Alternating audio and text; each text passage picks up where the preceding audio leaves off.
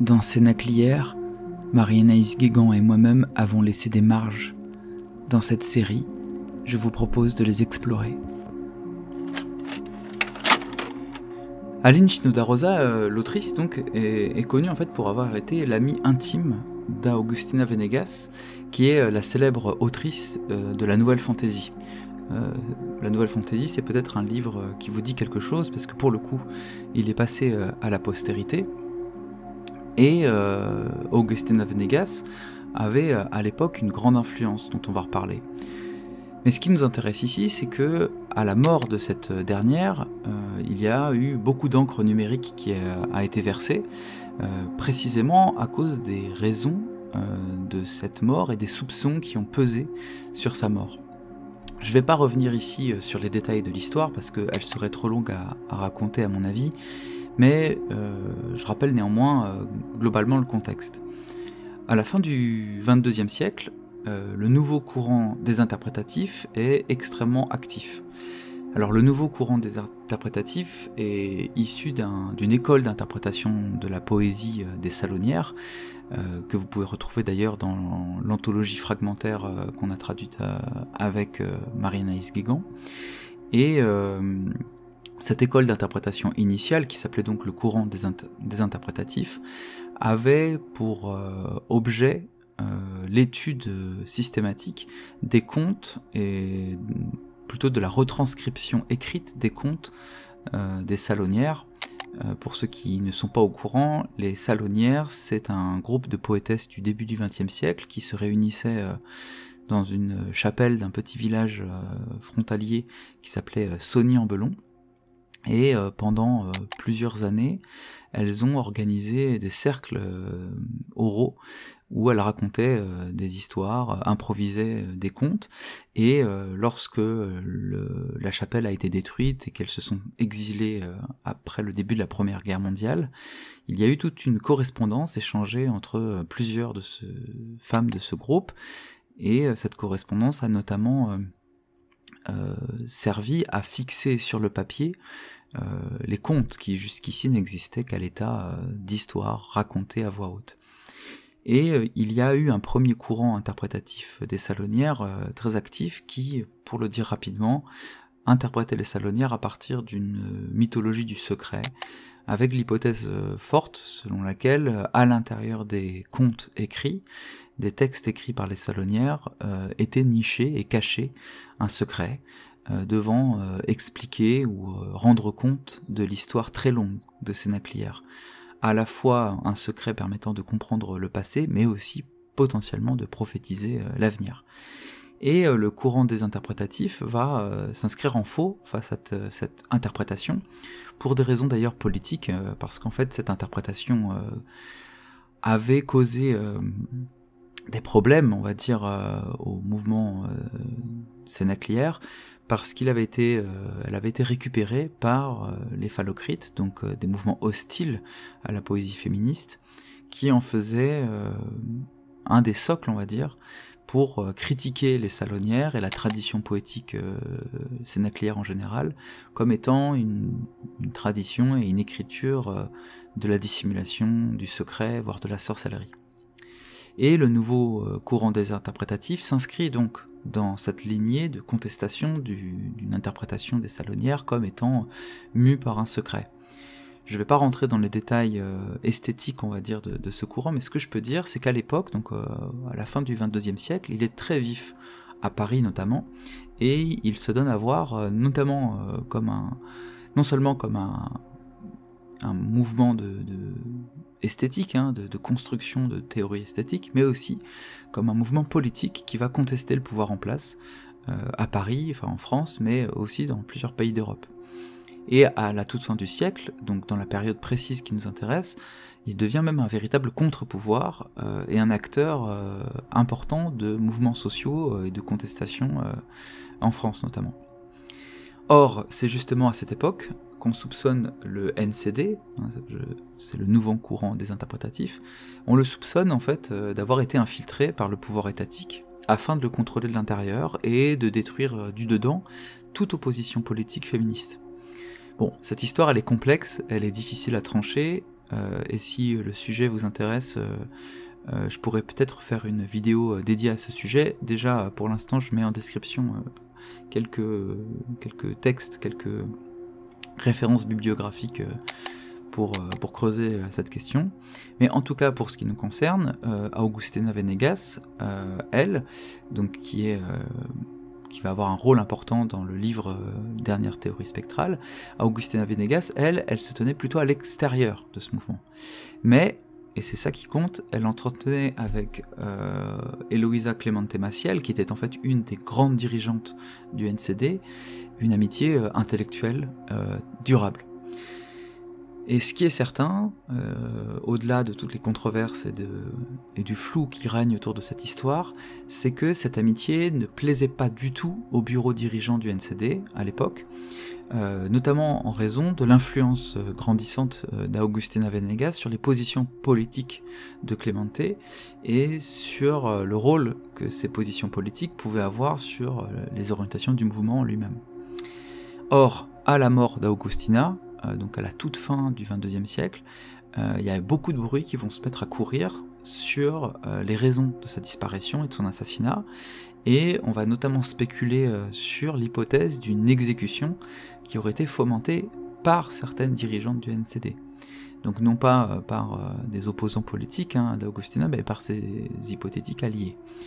Et on disait notamment que le courant désinterprétatif avait lui-même décidé de l'assassinat d'Augustina Venegas en raison donc de l'amitié qu'elle entretenait avec Elisa Clemente, mais aussi évidemment de ce que cette amitié avait révélé sur le mouvement, parce que dans la correspondance entretenue entre Eloisa Clemente Maciel, donc l'une des dirigeantes du NCD, et Augustina Venegas, on a découvert que Eloisa Clemente s'ouvrait en fait sur des problèmes, voire des scandales qui vérolaient de l'intérieur le mouvement. Bon, on ne sait pas trop en fait ce qui s'est passé à cette époque-là. Ce qu'on sait, c'est que Augustina Venegas était une autrice extrêmement influente à l'époque. C'était à la fois une contestatrice radicale de l'esthétique et du pouvoir dominant, mais elle avait aussi manifesté son désaccord avec les orientations du NCD lors d'une conférence qui s'est tenue à peine quelques jours avant son assassinat. Et évidemment, cette proximité temporelle et les révélations postérieures concernant l'organisation du NCD, notamment par la découverte de la correspondance dont je viens de vous parler, a conduit à l'explosion des rumeurs. Et l'un des agoratextes les plus gros de cette époque, qui est d'ailleurs disponible en ligne grâce à Nordo, j'essaierai de vous retrouver le lien et de le mettre en description aussi si ça vous intéresse,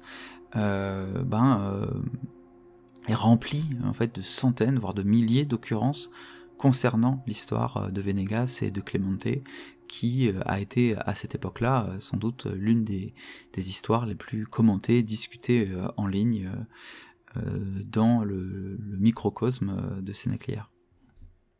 Bref, maintenant que je vous ai expliqué tout ça, laissez-moi vous lire un extrait de Dernière théorie spectrale pour que vous compreniez un petit peu ce qui a rendu ce texte si important. De nombreuses théoriciennes ou enquêtrices en herbe expliquent la mort d'Augustina Venegas par son assassinat en règle par le NCDP en raison des critiques acerbes qu'elle avait formulées à l'occasion d'une séance du Congrès général où elle avait été spécialement invitée pour parler des visées politico-esthétiques du courant. Il est bien connu par ailleurs que l'amitié entre Augustina et Eloisa Clemente Maciel était mal perçue par les principales tenantes du NCD. Les récentes fuites concernant les réunions internationales du NCD et les propos tenus lors de ces réunions tendent à démontrer la thèse d'un complot ourdi en haut lieu contre Eloisa Clemente Maciel et Augustina Venegas. Mais la nature exacte de ce complot n'est pas connue, et il est très improbable, pour ne pas dire impossible, que le NCD ait décidé d'exécuter Augustina Venegas simplement en raison de ses désaccords fondamentaux concernant la lutte politique. La lettre de ces désaccords, j'en parlerai plus tard, mais gardons simplement à l'esprit qu'ils ne pouvaient pas être à l'origine d'un projet d'assassinat, et cela pour des raisons tenant justement à leur fond pratique et théorique. Les membres de la section de l'Agoratext dont je parle ici savent, évidemment, la pertinence de ces objections, parce qu'elles présument, en partie, la source de la dispute entre Augustina Venegas et le NCDP. Elles savent par oui dire ce qui avait été dit par Augustina lors de la fameuse réunion précédant son décès, et elles sentent bien, donc, que leur théorie concernant l'implication du NCD dans le meurtre d'Augustina est fragile. Bien sûr, cette fragilité, elles ne l'affichent jamais au grand jour, et même la retournent comme une force, supputant un complot souterrain au complot lui-même, et interne à la ligne directrice du NCD, etc., etc., etc., reprenant à leur propre compte la voie du secret dans le secret, si chère au courant des interprétatifs. Mais on pourrait encore opposer à ma position qu'elle se fonde elle aussi sur des préjugés et sur des incertitudes. Il serait facile de dire par exemple que mes objections ne tiennent pas la route puisque je n'ai pas la preuve complète de l'absence d'implication du NCD dans l'assassinat d'Augustina. Un tel complot est possible, en somme, et puisqu'il est possible, je ne peux rien lui opposer si je n'ai pas moi-même des pièces à apporter pour soutenir une thèse inverse qui réduirait à néant la thèse de la section hypothèse NCD de l'Agora-Texte. Tout ceci est parfaitement juste, et c'est pourquoi, si je peux affirmer que le NCD n'est en rien responsable de la mort d'Augustina Venegas, c'est parce que je sais qui a tué Augustina, et je le sais d'autant mieux que je suis moi-même à l'origine de sa mort. Je suis moi-même à l'origine de sa mort. Voilà, on y est en quelque sorte. C'est ça la phrase qui a fait tant gloser depuis 8 siècles maintenant. Et toute la question évidemment, ça a été de savoir qu'est-ce que ce terme d'origine recouvre. Et aujourd'hui encore d'ailleurs, il y a de multiples interprétations, plusieurs pistes qui s'affrontent. Alors j'ai personnellement un avis sur la piste la plus pertinente, peut-être que j'en parlerai dans une prochaine vidéo aussi, parce que c'est un sujet complexe, mais en tout cas, c'est ce dont il est question dans Dernière théorie spectrale. En quelque sorte, on pourrait dire que c'est une forme d'enquête un peu hagiographique sur Augustina Venegas et sur sa mort. C'est une enquête où il n'est pas seulement question de l'amitié entre l'autrice et Augustina Venegas, mais aussi de la théorie spectrale, qui a ensuite été récupérée dans de nombreuses traditions cénaclières, dans de nombreux courants esthétiques postérieurs, et notamment dans l'un des courants qui n'apparaît pas dans le livre qu'on a traduit avec Marie-Anaïs, je le montre à la caméra, qui est tout le mouvement de la poésie contemplative autour du XXIIIe siècle. Bon, peut-être qu'il apparaîtra dans une prochaine traduction. J'essaierai de mettre à disposition des textes de la tradition contemplative, et sans doute que je ferai une vidéo pour le coup sur cette tradition dans cette série. Bon, il faut donc que je vous explique pour que vous compreniez de quoi il est question exactement, ce qu'est la théorie spectrale et quelle est cette dernière théorie spectrale dont parle Aline Shinoda-Rosa dans son bouquin.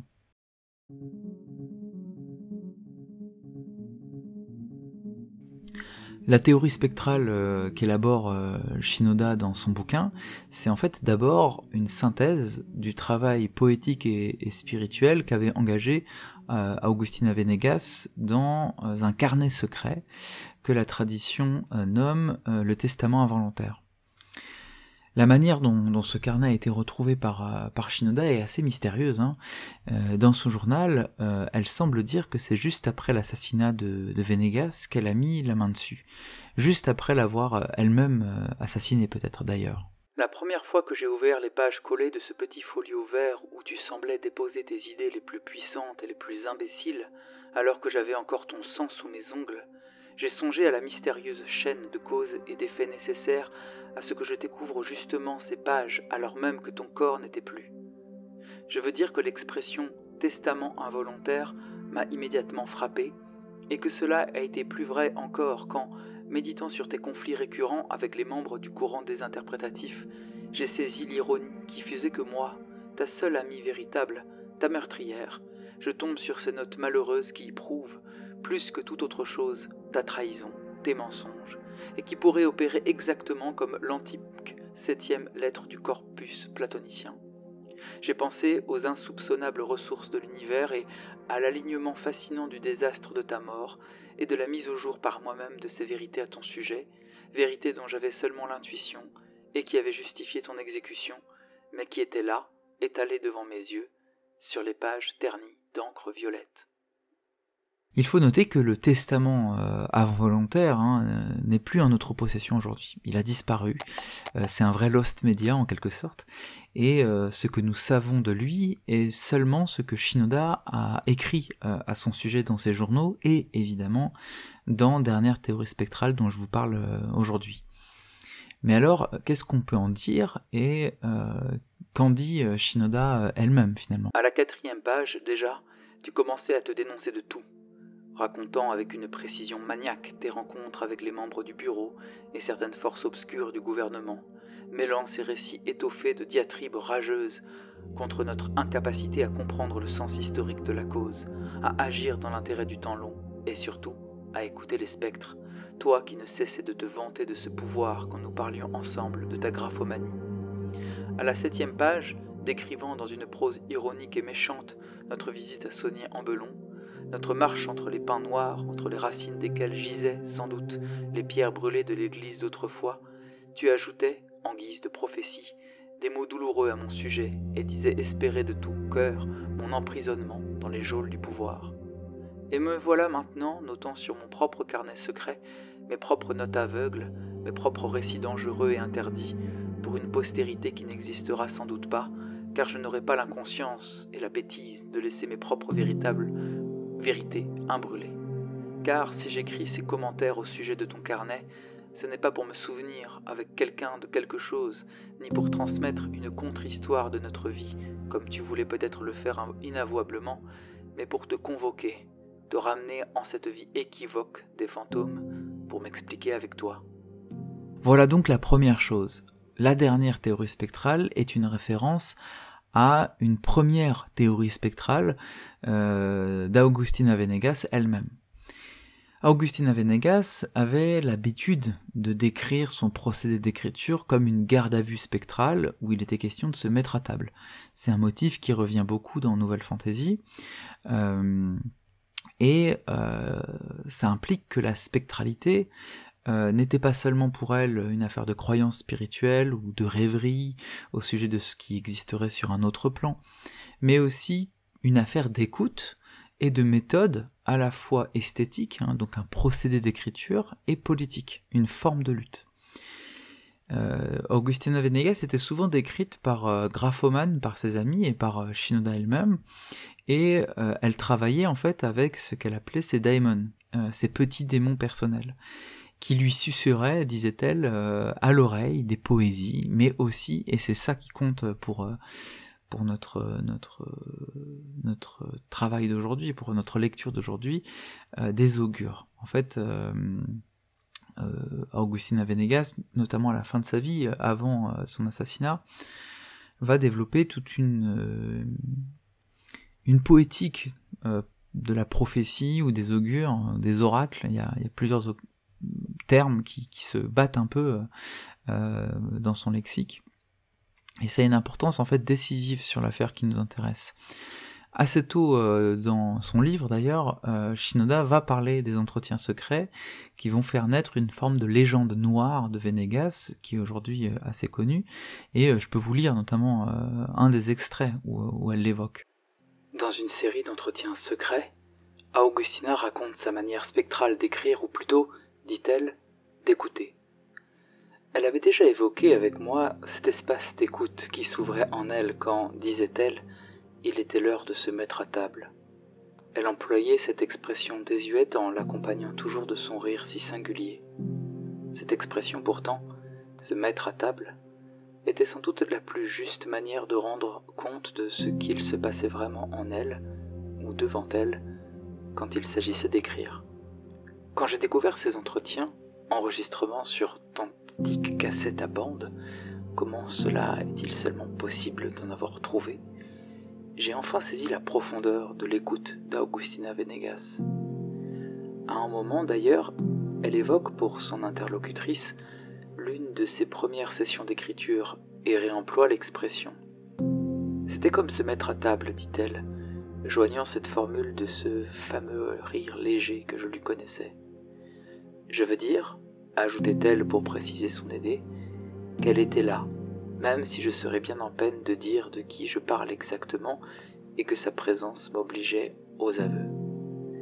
Pendant plusieurs minutes, Augustina explicite ce chemin de l'écriture en elle et fait comprendre qu'au fond l'écriture pour elle était une réelle garde à vue spectrale, entretien tendu avec une forme non identifiée mais parfaitement existante et face à laquelle Augustina n'avait pas d'autre choix que de rendre des comptes.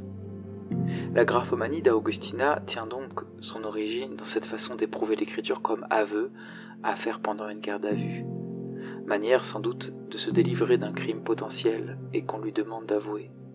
Qui lui demande ? Me demande-t-on. Mais je ne sais pas, et c'est une question que je ne cesse de me poser aussi. Même si mon intuition me dit aussi qu'il ne s'agit pas exactement de la bonne manière de formuler le problème.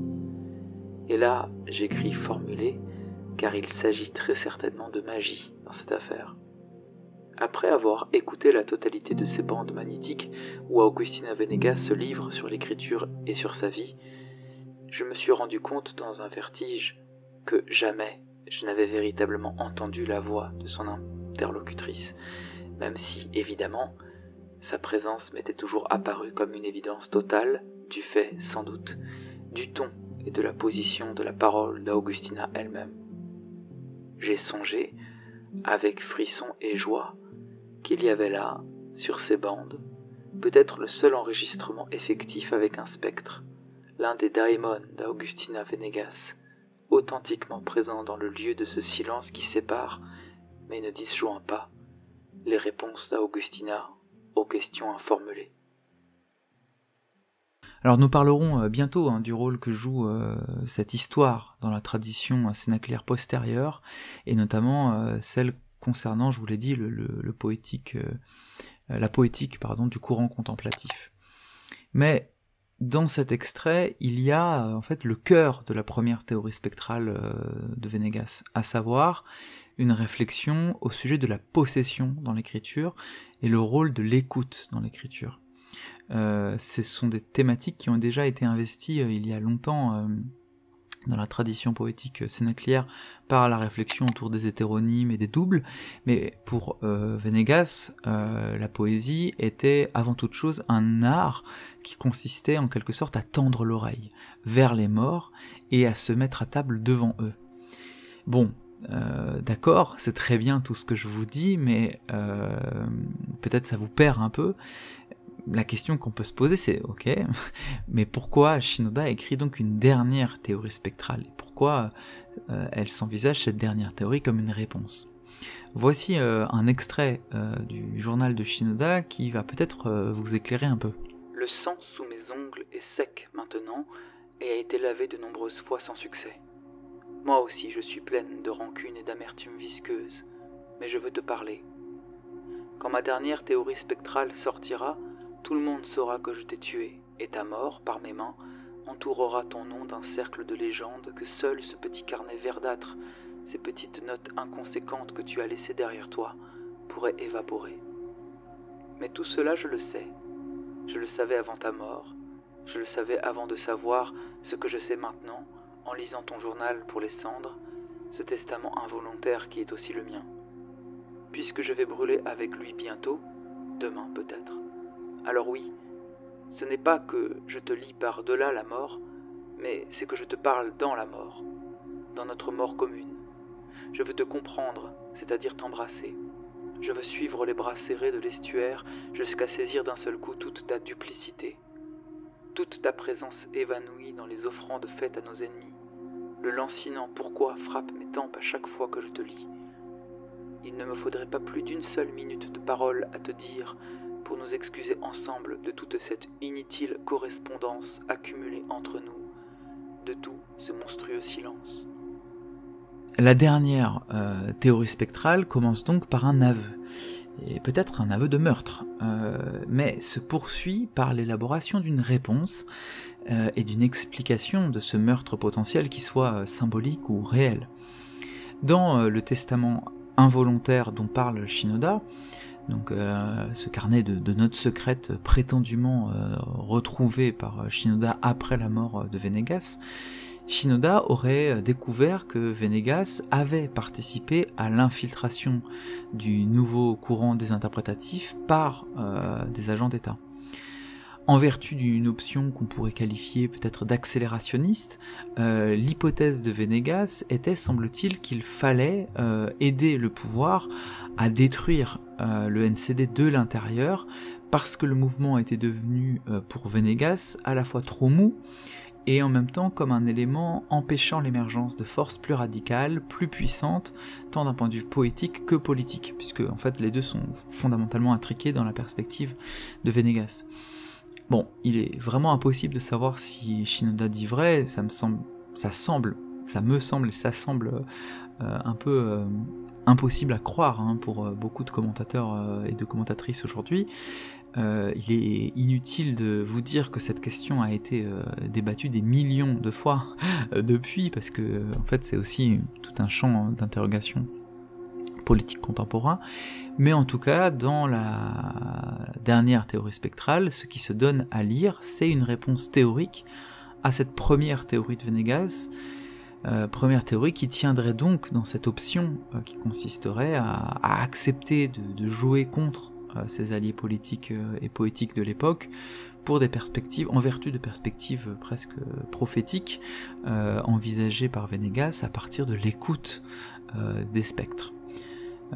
Bon, l'écoute spectrale y apparaît donc aussi dans la dernière théorie donc de Shinoda, elle y apparaît aussi cette écoute spectrale comme une modalité de l'écriture poétique, donc elle ne remet pas en cause cet axe-là de traitement de la langue, mais les spectres dont il est question ont un statut qui est plus difficile à clarifier. Ce ne sont pas des démons offrant à celles qui les écoutent des prophéties clés en main, en quelque sorte, pour l'action politique. Au contraire, chez Shinoda, le monde spectral, la parole spectrale est ambiguë, dangereuse, et potentiellement investie elle-même par la phallocratie au pouvoir. Donc ce ne sont pas simplement En tout cas, l'écoute spectrale ne mène pas dans l'écriture à la découverte de révélations et d'une connaissance, on va dire, complète de l'histoire à venir, par exemple. Bon, j'espère que je vous aurai donné envie de lire Dernière théorie spectrale. Si vous êtes intéressé par le manuscrit, n'hésitez pas à me le dire en commentaire ou à m'écrire, j'essaierai de vous enverrer le PDF. Si vous avez des questions, n'hésitez pas non plus, je sais que tout ça est complexe, que c'est une histoire qui est pas forcément connue et rarement partagée en tout cas sur les réseaux. J'ai fait tout ce que je pouvais pour clarifier l'ensemble. Je vais faire une série de vidéos qui permettra peut-être d'y voir plus clair aussi, parce que c'est par l'interconnexion des histoires que parfois les choses se saisissent dans l'histoire longue et dans la compréhension des mouvements généraux qui ont lieu dans Sénaclière.